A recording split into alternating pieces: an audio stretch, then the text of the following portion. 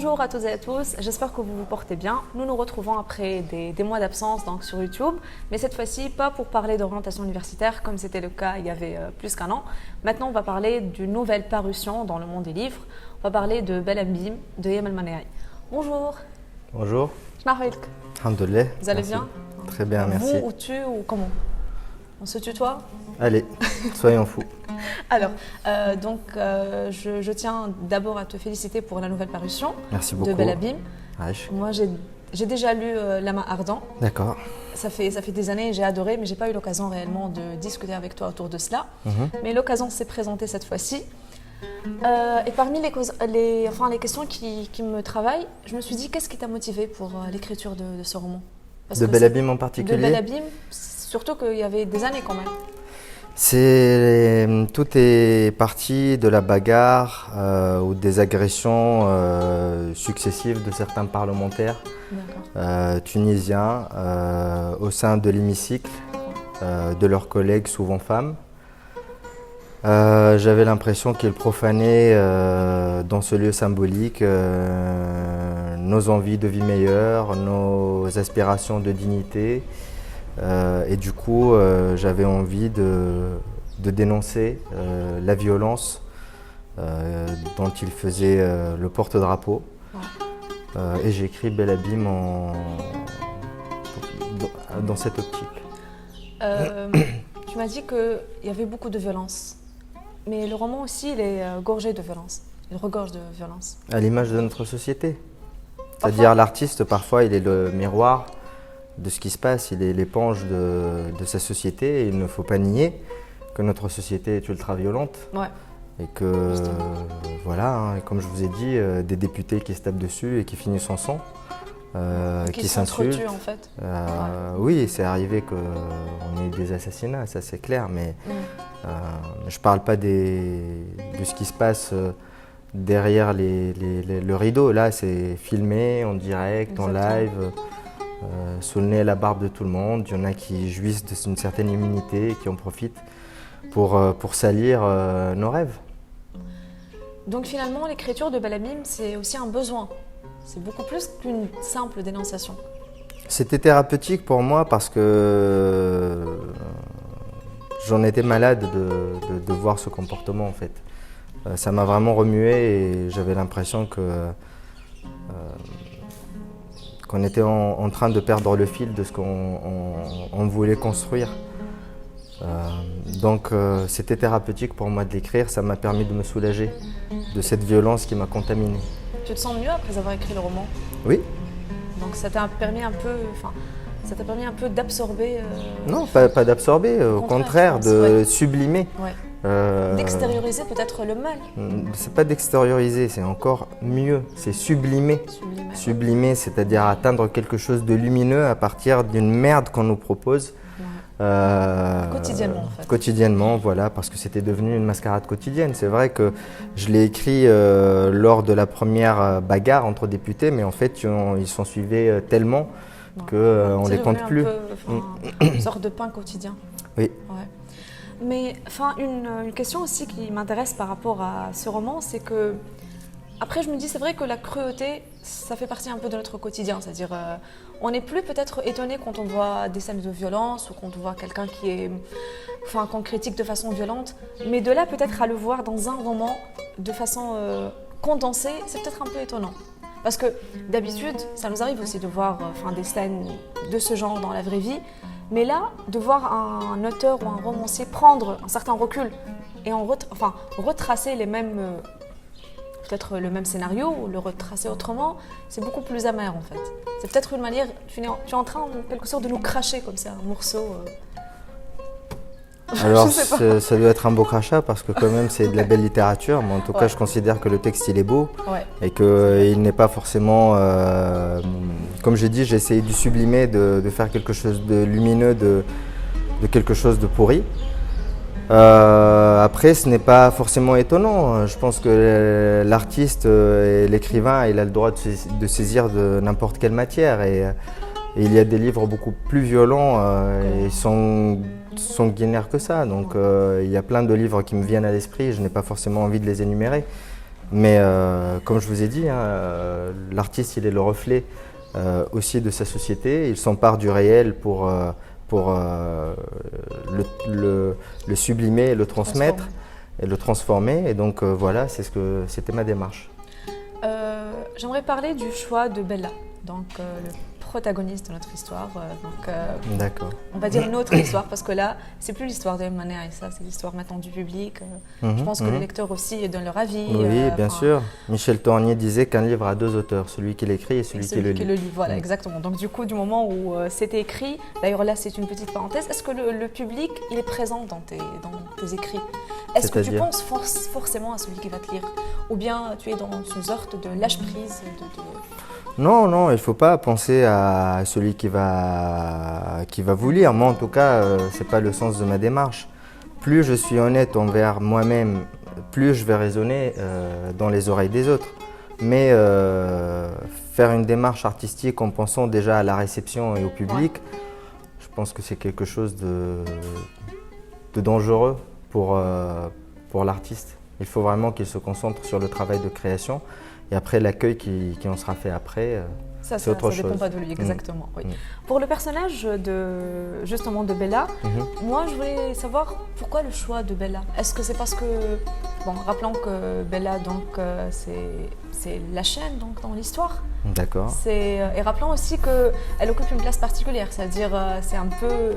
Je dirais même que c'est l'éponge qui absorbe les douleurs du personnage, c'est elle qui l'accompagne partout où il se trouve, c'est peut-être les moments d'amertume, c'est peut-être elle qui condense un peu ces moments d'amertume et elle essaye de créer un peu la balance entre des moments de joie potentiellement, alors, joyeux. Ouais, je sais pas, condenser les moments d'amertume, je sais pas, mais en tout cas, le personnage principal, il traverse un long désert affectif. Ouais.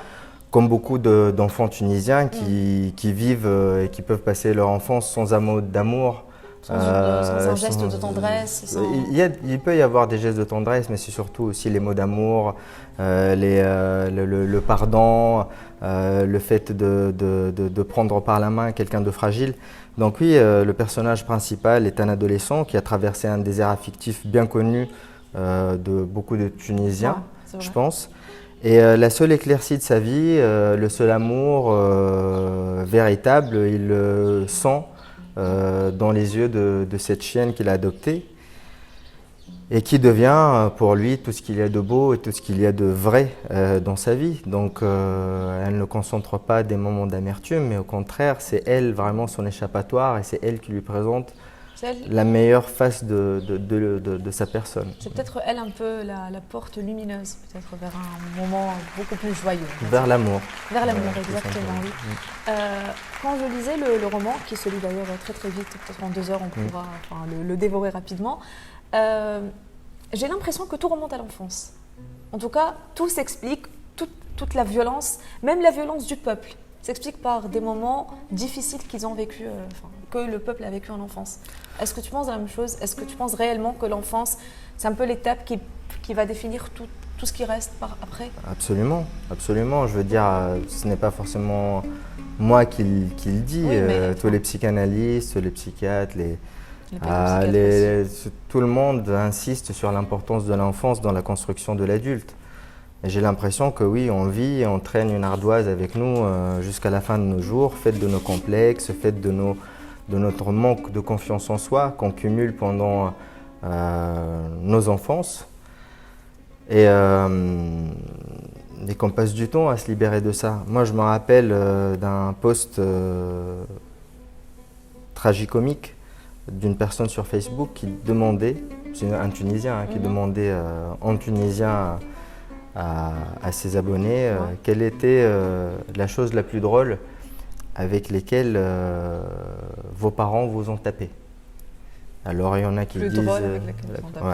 Donc il y en a qui ont reçu des couscoussières, d'autres des bouteilles de Coca-Cola, d'autres une truelle de chantier, d'autres khalkhal. Donc voilà. Donc, il y a eu des monts et des merveilles. Voilà, donc en fait tous ceux qui racontaient ça, ce sont des adultes, bien entendu, et qui ont des souvenirs très vifs de ces moments-là, de violence, de domination et même d'inhumanité, parce que voilà. Est-ce que tu penses que le roman donne un peu d'espoir? Alors, il y a de l'espoir en effet, mais il faut être Être un lecteur averti peut-être? faut être un lecteur assez subtil pour aussi le voir, parce qu'il y a des éclaircies. Il y a par exemple la fuite Oui, du garçon dans la Médina où il est escorté par la justement, jeunesse. oui. Donc Il oui, essayait de le cacher pour... enfin, voilà, il y a pour, des motifs d'espoir. Je ne noircis pas complètement le tableau. Mais c'est voilà, c'est un peu teinté d'espoir, mais surtout... Un peu teinté, ouais. oui, comme notre quotidien. Voilà, Ouais. vous allez sortir, vous allez demander à quelqu'un, il va vous dire, oui, il y a une petite teinte d'espoir. Une lueur Voilà, d'espoir, voilà, une exact. petite lueur. Est-ce que l'écriture de ce roman était fatigante? Est-ce que c'était une lecture... l'écriture plutôt, est-ce que c'était une écriture... Alors, c'était une écriture assez exceptionnelle pour moi, parce que c'est un livre que j'écris très rapidement. Un jour à peu près? 5 jours, une semaine. D'accord. J'en étais physiquement possédé, c'est-à-dire j'avais l'impression que l'adolescent du livre a colonisé mon corps et avait envie que je porte sa voix. Donc je dormais très peu parce que sa voix ne me quittait pas. Il fallait que je sorte les mots qui étaient les siens, pardon, pour pouvoir me libérer de cette possession, charge, de cette cette- possession. Ouais. Et donc je dormais très peu. Je dormais 2 heures. Je dormais avec un calepin à côté de mon lit pour pouvoir Ça, noter des choses et voilà, des noter phrases. le maximum de phrases. Et j'étais parcouru par de grandes vagues d'émotions au moment du livre qui ne m'ont pas forcément laissé indemne. Ouais. Mais c'est ce qui fait la beauté de la littérature Je aussi. pense aussi, oui, je Mm. pense qu'il y a beaucoup de moments forts dans l'écriture et dans dans le roman. Moi, j'aimerais bien lire un extrait, en fait, Mm. alors, sachant que j'ai déjà, c'est-à-dire j'ai marqué tellement d'extraits que je ne sais plus lequel lire. Mais là c'est un passage, franchement, où, on parlait un peu où tu parlais un peu de l'état de la Tunisie. Le mur. Le pays va dans le mur. C'est ce que tout le monde dit depuis des mois. Mais un soir, au Café des Sports, Tarek le cerveau a fait ses calculs et a déclaré à la vitesse à laquelle on y va. Je ne crains pas pour le pays, je crains pour le mur. On va le défoncer, on va le niquer et on va passer à l'autre côté de l'espace et peut-être même à l'autre côté du temps. Autour de lui, autour de lui, tout le monde a ri de ce rire qui est en fait une autre façon de pleurer. Je pense que cette citation résume le mieux le chaos total dans lequel on vit en fait. C'est beaucoup d'émotions, c'était beaucoup d'émotions et d'ailleurs j'ai écrit là, phrase difficile à digérer mais qui est d'une vérité déconcertante. Enfin, je ne sais pas. Oui, ben, notre quotidien, notre vérité est difficile à digérer parce que malheureusement on a tendance à nous voir plus beaux que ce que nous sommes. Le miroir est très flatteur en fait. On est très fiers et on a l'impression d'avoir accompli beaucoup de choses, mais en fait le plus gros reste à venir. La révolution, elle n'est pas encore finie, l'événement, il est encore difficile à digérer, si bien qu'il y a des personnes qui regrettent le temps passé. Ouais. Ce n'est pas mon cas. On va finir par digérer cet événement, on va finir par trouver notre voie, mais il faut qu'on arrive à se voir tel que nous sommes et qu'on se contente pas dans l'autosatisfaction ou dans les comparaisons fâcheuses. Avec genre, d'autres pays, avec d'autres révolutions. Exactement, à se dire qu'on s'en tire mieux que les autres. Il y a une phrase que je cite dans le livre qui dit quand je me vois, je me désole, quand je me compare, je me console.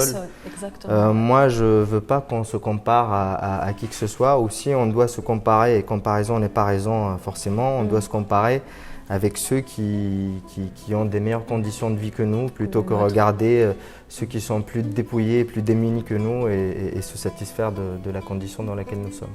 Oui. Tu crains vraiment pour le mur? Vraiment? C'est une figure de style. Oui, après, je sais, bien donc sûr. il y a, voilà, Mais la situation est tellement compliquée. De la Tunisie? Ouais. Vous n'avez pas l'impression? Je ne sais pas, je te pose la question. Ah ben, j'ai l'impression qu'elle est compliquée, oui, en effet. J'ai Pour cela l'impression. que je t'ai dit, est-ce qu'il y a vraiment des moments d'espoir dans ce roman? Parce qu'à le lire, Absolument. on se sent abattu. Peut-être parce que c'est notre réalité finalement, et qu'on n'arrive pas à la voir, on n'arrive pas à la voir frontalement. On vit avec, oui. Si vous craignez la vérité, il ne faut pas lire ce livre. Voilà. Ce serait une très bonne citation là pour donner envie Voilà. aux gens de regarder. Non, mais c'est vrai. Moi, j'écris pas pour flatter le public ou non, j'écris pas pour flatter le public ou pour donner du Prozac. J'écris pas des romans de gare, j'écris pas des histoires d'amour à l'eau de rose. Il y a de tout dans la littérature, et ma littérature, telle que j'ai envie qu'elle soit, c'est pour éveiller les consciences. Paul Valéry disait que la politique est l'art de désintéresser les gens de ce qui les intéresse vraiment. Moi, je dis que la littérature est l'art d'intéresser les gens à ce qui doit vraiment les intéresser, et un devoir de vérité. Donc si vous avez envie d'écouter une belle histoire qui va vous bercer et vous donner des jolis rêves, Des étoiles dans les yeux. ne lisez pas Bel Abîme. Si vous avez envie de voir le pays un petit peu tel qu'il est, parce que c'est le ressenti de plusieurs lecteurs tunisiens qui l'ont lu et qui m'ont remercié d'avoir sorti la douleur qu'ils avaient en eux par la lecture de ce livre, parce qu'ils avaient l'impression que ce livre parlait pour eux, de toutes les violences qu'ils ont subies pendant leur enfance aussi, et la méconsidération de leur individualité parce qu'ils étaient tout simplement petits. Et vous savez, nous, pour traiter les petits, on a plein de... De façon très pédagogique. Arkah, ahfet, rid, oskut, ma tmessesh, ma ta'melch. En fait, on vit toujours avec l'interdiction d'exister, en fait, au final. Justement, ouais.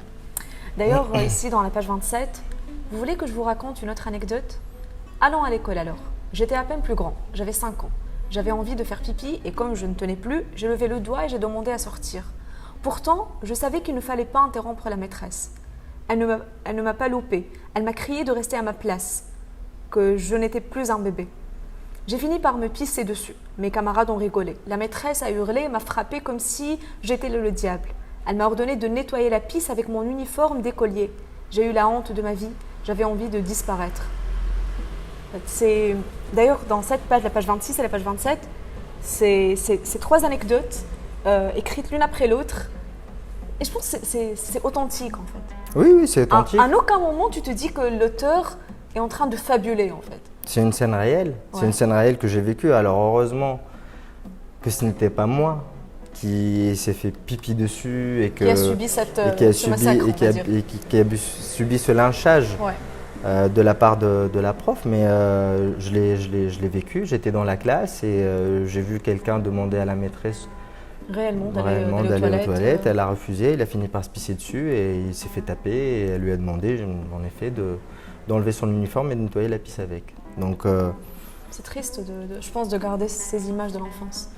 Même si forcément on ne les a pas vécues. Mais après, même si tu assistes, même si tu es un témoin, même si à un moment donné de ta vie, tu as vécu ça peut-être autrement Alors, encore une fois, ce n'est pas forcément mon histoire à moi. Ce n'est pas que mon histoire. Moi, dans mon enfance, j'ai eu plein de moments qui sont fabuleux, qui m'ont rendu aussi heureux. Comme je pense tout enfant, parce que tout enfant, même dans les contextes les plus difficiles, l'enfant, il a une prédisposition à sourire et une prédisposition à la résilience. Parce qu'il ne sait pas à ce qu'il doit s'attendre de la vie. Donc, du coup, il est toujours... il pense que ce qui lui arrive est normal et donc il essaye de se dépatouiller avec ce qu'il a. Et les contextes les plus horribles des fois n'empêchent pas un enfant d'avoir un élan vers la vie, d'avoir des moments de joie.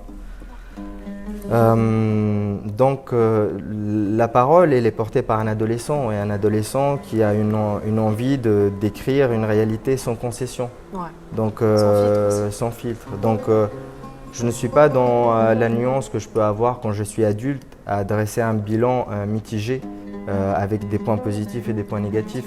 Quand on est adolescent, même quand on est dans les meilleures dispositions du monde, on boit du noir.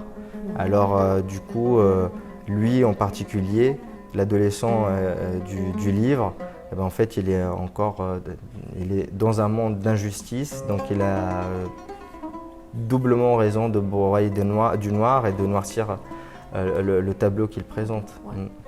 À un certain moment aussi, et je pense que tout tournait autour de ça, la révolte contre le père et contre un peu l'image paternelle, avec tout ce qu'elle représente de cruel, de méchant, avec cette injustice et ce père après tout. C'est vrai que nous n'avons pas tous, en tout cas, nous n'avons pas tous des pères aussi méchants, mais quand même l'image vu qu'elle est, enfin, elle est obsédante, elle revient assez souvent. C'est-à-dire l'image du père qui privait ses enfants de tout. Il n'avait que, enfin, le narrateur n'avait que deux pantalons. Un, c'était celui de son frère.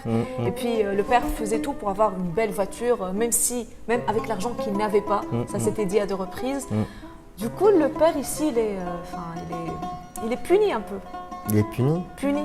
Peut-être dans le sens où c'est vrai que lui, il punit ses enfants, mais peut-être en aucun moment on a trouvé peut-être une justification à ce qui se passe, peut-être une manière de justifier son comportement, pourquoi il est comme ça, pourquoi...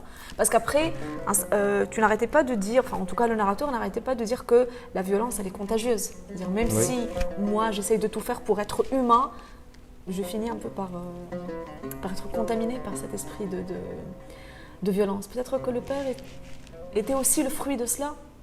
Bah, c'est ce qui est dit en fait, la violence elle engendre la violence. La violence, et donc en fait, le père, si vous avez bien suivi le livre, est un enseignant. Oui, c'est un enseignant. J'avais envie de montrer que même dans les couches qui sont supposées être les plus cultivées, il y a de la violence. Ce n'est pas propre aux couches populaires, aux couches incultes. On peut trouver de l'amour dans des gens qui ne savent pas lire, et on peut trouver beaucoup de violence et de la cruauté chez des gens qui sont bien instruits. Et je dis dans le livre que les enseignants ne tombent pas du ciel. Ils sont le fruit de notre société. Donc en fait, le père, qui est le bourreau, est lui aussi victime. Ensuite, il est le symbole de la société patriarcale que j'avais envie de dénoncer aussi. Parce que pour se permettre de se lever quand on est un député homme et d'aller porter des coups de poing à une députée femme, c'est qu'en fait, on est dans une société phallocratique, patriarcale, misogyne. Qu'on a l'aval aussi aussi cruel que... Voilà, et donc du coup, ce père-là, dans le livre, il est le symbole, le porteur de ces valeurs néfastes pour la société. Et aussi, il y a quelque chose d'assez drôle, c'est que, enfin, entre parenthèses, c'est que même quand le narrateur allait au cinéma, justement, c'était là le mot fatidique dont on ne va pas parler, mais moi je ne ressentais pas que c'était un piège. Moi je ne ressentais pas que je me suis dit...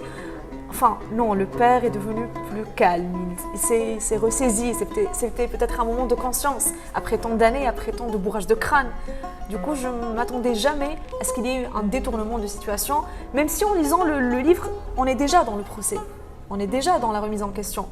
Mais je ne sais pas si c'est mon ressenti à moi ou non, mais il y avait toujours un moment où je me dis, non, ça va se régler, il va y avoir C'est peut-être ça l'espoir, je ne sais pas. Je me disais que ça va se régler, Non, mais quand même ça va.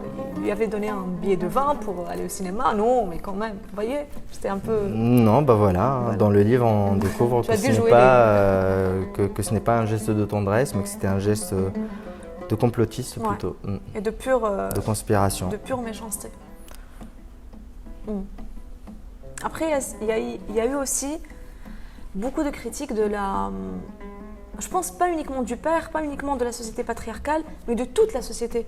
Quand on parle, à un certain moment dans le livre, tu as parlé du ministre, quand tu as parlé, ça veut dire quand le narrateur en tout cas a parlé du ministre, ou c'est peut-être cette rage qui continuelle, qui ponctue le roman. Ça veut dire, je pense que si le moment pouvait avoir un autre titre, ça aurait peut-être pu être rage. Il y avait beaucoup de rage, de douleur. Beaucoup en fait. Oui, en fait c'est comme je vous ai dit, c'est la douleur de voir notre pays prendre un chemin qui n'était pas celui qu'on ambitionnait. Donc c'est cette douleur-là qui m'a fait écrire le livre, c'est cette douleur-là qu'on ressent à l'écriture du livre, à la lecture du livre. J'aimerais bien finir avec une citation. En rapport avec la lecture et en rapport avec les romans. Je ne vais pas spoiler, bien sûr. Jusqu'à maintenant, j'ai tout fait pour ne pas spoiler. Bah déjà, Bella est une chienne. C'est un petit spoil. Mais bon, on va se permettre de dire que le topo est déjà spoilé par plusieurs articles déjà qui circulent sur Internet. C'est ce que mais pour beaucoup qui avaient lu des articles sur le livre avant de le lire. Ils m'ont dit j'aurais quand même préféré ne pas savoir que Bella est un chien, parce qu'en fait, on le découvre quand on passe le tiers de l'histoire. Oui, on a l'impression que Bella est une fille. Et en fait, on découvre que c'est un chien. Donc, voilà. Je vais lire la citation en fait. Je t'en prie. Ce n'est pas avec un tel discours que je pourrais prétendre à un allègement de peine. Ma peine, celle au fond de mon cœur, ne sera jamais allégée. Mais tant qu'il y a des souvenirs et tant qu'il y aura des livres, je ferai mieux que survivre. Vous savez, la tête, c'est une cheminée. La vie est un lent hiver et les souvenirs et les livres, des morceaux de bois. Les souvenirs, je m'en charge. Je ne vais pas continuer la suite. Trois points de suspension. Dites-leur de m'enfermer avec des livres. Promettez-moi des livres du bois sacré pour les nuits de solstice. Alors, quel lien, ou bien en tout cas, quelle place occupent les livres et la lecture dans ta vie? Même si la question est...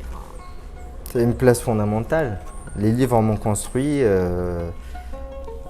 ont fait que je sois là aujourd'hui. Pour moi, c'est ma patrie. Quand je rentre dans une maison où il n'y a pas de bibliothèque, je ne me sens pas bien, j'ai envie juste de m'enfuir. Et dès que je vois des livres, ça m'attire, ça me calme, ça m'apaise.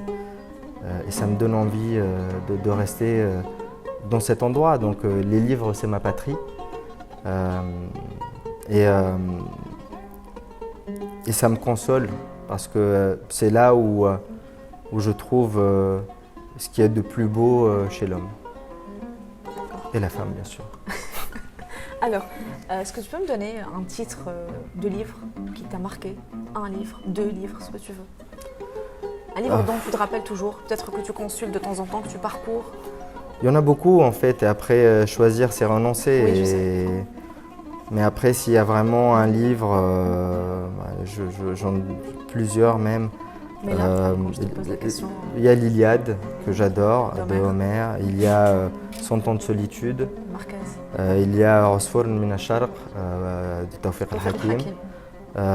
Voilà, j'ai quelques livres de chevet, mais j'en aime tellement que franchement, ça me fait toujours mal au cœur quand on me pose la question et que je dois en citer qu'un seul. D'ailleurs, j'ai dit 2, 3 comme ça. Je pourrais passer la journée à citer. Oui, bien sûr. C'est ça. C'est que voilà, c'est difficile d'hiérarchiser. Merci à toi. Énormément. Merci pour C'était ma première interview officielle. Du coup, je tremblais un peu et puis il y avait quelques hésitations. Mais je pense que... Et là, je peux le dire en tout cas, que c'était un plaisir immense de lire le livre. Réellement. Merci beaucoup. Franchement, je le compare même pas à La Main Ardente. Même pas, je peux même pas le comparer. Oui. C'est autre chose. Oui, c'est autre chose. Et... Même si je retrouve ta plume, tes expressions, ce que tu aimes utiliser, comme terme ou... Le style, ce qui caractérise un écrivain, je pense, c'est le style, c'est sa façon de s'exprimer. C'est quelque chose qui s'acquiert au fur et à mesure de l'écriture. Donc, et c'est bien de pouvoir identifier un livre à travers le style de l'auteur. Moi, il y a un libraire qui m'a fait le compliment de me dire qu'il pourrait reconnaître mon écriture sans voir que j'étais l'auteur du livre. C'est-à-dire, il n'avait pas besoin de consulter la couverture pour comprendre que c'était moi qui avais écrit le livre. Très belle couverture. Mais c'est vrai que ça n'a rien à voir avec La Main Ardente et chaque livre est singulier. Bien sûr. On ne fait pas des suites forcément. La littérature est faite pour surprendre et elle surprend l'écrivain en premier lieu. Et moi, c'est ce que j'aime. Merci énormément encore une fois. Merci. Au plaisir de te rencontrer peut-être pour un 5e ou 4e livre normalement. Inch'Allah. C'est tout le mal qu'on me souhaite. Merci beaucoup. Merci. Alors, j'espère que vous avez donc apprécié et aimé l'interview. En attendant, bien sûr, de vous revoir dans d'autres vidéos. Merci.